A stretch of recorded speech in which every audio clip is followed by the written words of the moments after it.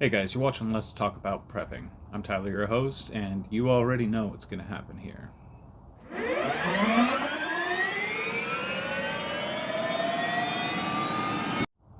That's right, I'm going to make a potato cannon or two. I got enough stuff here for a couple of them. Now, it's not cheap. You used to be able to make these for about 20 bucks, but it was about 3 times that much nowadays. But what I have here is a 4-inch, 24-inch piece of ABS. I've got a 5-foot piece of 2-inch ABS. I've got the end cap and plug for the 4-inch piece, and I've got a coupler for 4-inch to 2-inch. I have a piezoelectric barbecue igniter and the glue to glue all this ABS together, and the tools needed to make my project work. Alright, so one of the first things that I've done here today is I marked my 5-foot piece of tube here at the halfway mark, because really the expansion that I'll get from the combustion inside of this chamber is not going to push the potato at full acceleration for the whole length of this tube. In fact, I'm willing to lose just a little bit to make sure that I'm at maximum acceleration when it leaves. So what I've done, did a little bit of calculation, and I'm pretty happy with the amount of expansion that I'll get from this into a tube that's pretty much the same length and half the size to push that potato out. So my first task here is to cut this thing in half.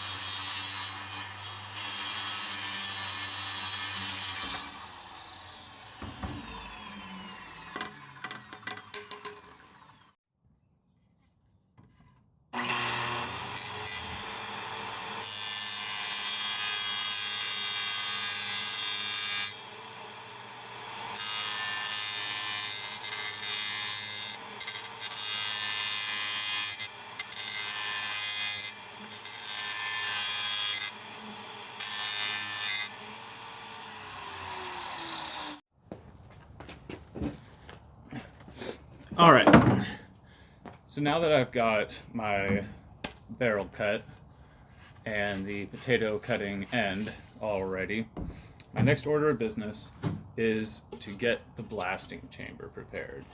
And to do that, I need to drill a couple holes for my electrodes to go through.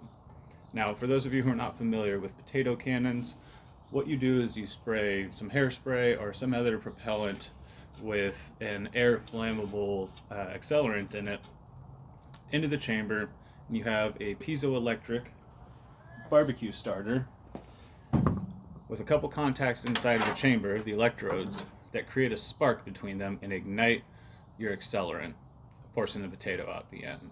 So what I'm going to do for this one is drill a couple of holes right in the center of the chamber so that I get maximum exposure, and insert a couple of screws that I have over here. Then I'm going to fashion those screws into contacts for the barbecue igniter that I purchased today.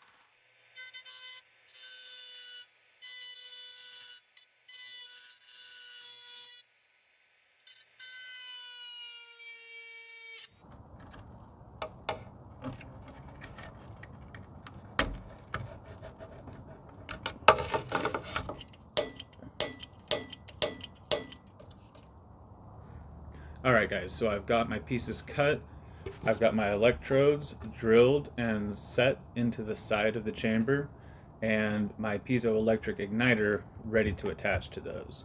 So all that's left is to glue the pieces together. So it's pretty straightforward. I'm just going to apply glue to each of the connection points after cleaning them pretty well and let it set overnight. So I'll let you watch that.